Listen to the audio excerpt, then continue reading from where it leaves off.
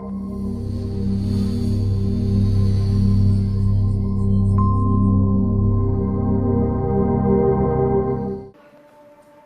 one, put God first. Put God first in everything you do. Everything that you think you see in me, everything that I've accomplished, everything that you think I have, and I have a few things, everything that I have is by the grace of God. Understand that. It's a gift. 40 years ago, March 27th, 1975, it was 40 years ago, just this past March, I was flunking out of college. I had a 1.7 grade point average. I hope none of you can relate. I had a 1.7 grade point average. I was sitting in my mother's beauty shop. They still call it beauty shops now? What they call it now? Yeah, I was sitting in the beauty parlor. I was sitting in my mother's beauty parlor, and I'm looking in the mirror, and I see behind me this woman under the dryer. And every time she looked up, every time I looked up, she was looking at me, just looking me in the eye. And I didn't know who she was, and I said, she said, somebody give me a pen, give me a pencil, I have a prophecy. March 27, 1975, she said, boy, you are going to travel the world and speak to millions of people. Now, mind you, I was flunked out of college. I'm thinking about joining the army. I didn't know what I was going to do, and she's telling me I'm going to travel the world and speak to millions of people. Well, I have traveled the world, and I have spoke to millions of people. But that's not the most important thing, the success that I had. The most important thing is that what she taught me and what she told me that day has stayed with me since. I've been protected. I've been directed. I've been corrected. I've kept God in my life, and it's kept me humble. I didn't always stick with him, but he always stuck with me. So stick with him in everything you do. If you think you want to do what you think I've done, then do what I've done and stick with God. Number two, fail big. That's right. Fail big. Today's the beginning of the rest of your life, and it can be very frightening. It's a new world out there. It's a mean world out there, and you only live once. So do what you feel passionate about. Take chances professionally. Don't be afraid to fail. There's an old IQ test, was 9 dots, and you had to draw 5 lines with a pencil within these 9 dots without lifting the pencil. The only way to do it was to go outside the box.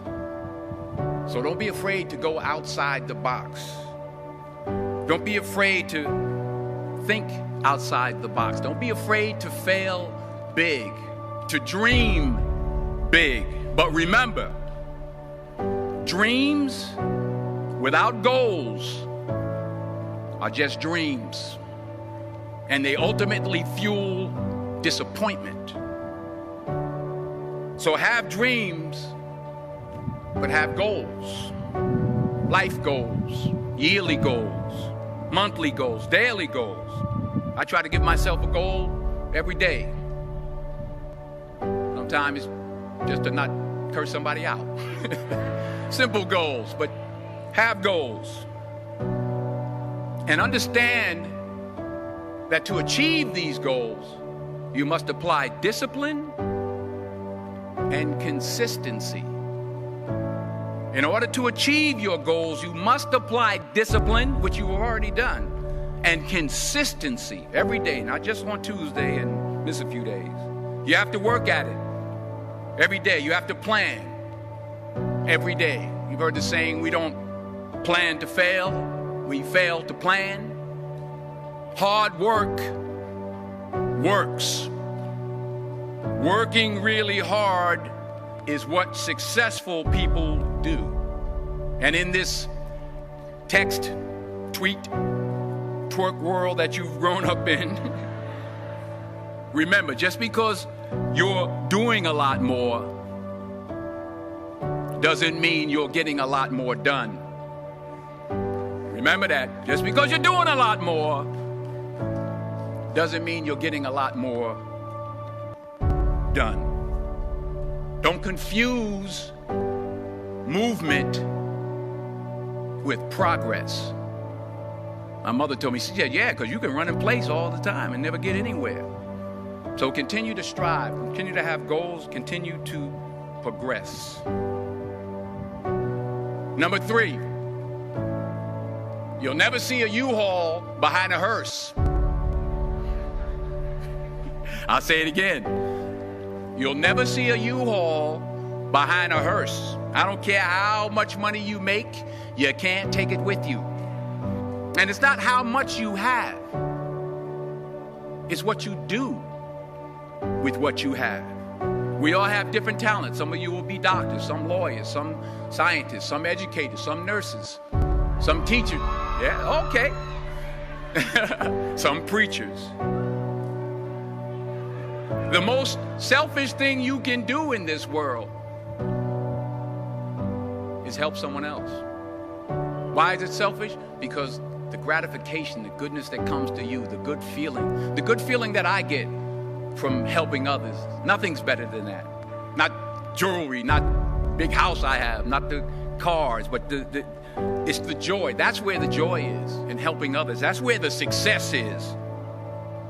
Finally, I pray that you put your slippers way under the bed tonight, so that when you wake up in the morning, you have to get on your knees to reach them. And while you're down there, say thank you for grace. Thank you for mercy. Thank you for understanding. Thank you for wisdom. Thank you for parents. Thank you for love. Thank you for kindness. Thank you for humility. Thank you for peace. Thank you for prosperity. Say thank you in advance for what's already yours. That's how I live my life. That's why I am, one of the reasons why I am today. Say thank you in advance for what is already yours. True desire in the heart for anything good is God's proof to you, sent beforehand to indicate that it's yours already. I'll say it again. True desire in the heart, that itch that you have, whatever it is you want to do, that thing that you want to do to help others and to grow and to make money, that desire, that itch, that's God's proof to you, sent beforehand already to indicate that it's yours. And anything you want good, you can have. So claim it. Work hard to get it. When you get it, reach back. Pull someone else up. Each one, teach one. Don't just aspire to make a living. Aspire to make a difference.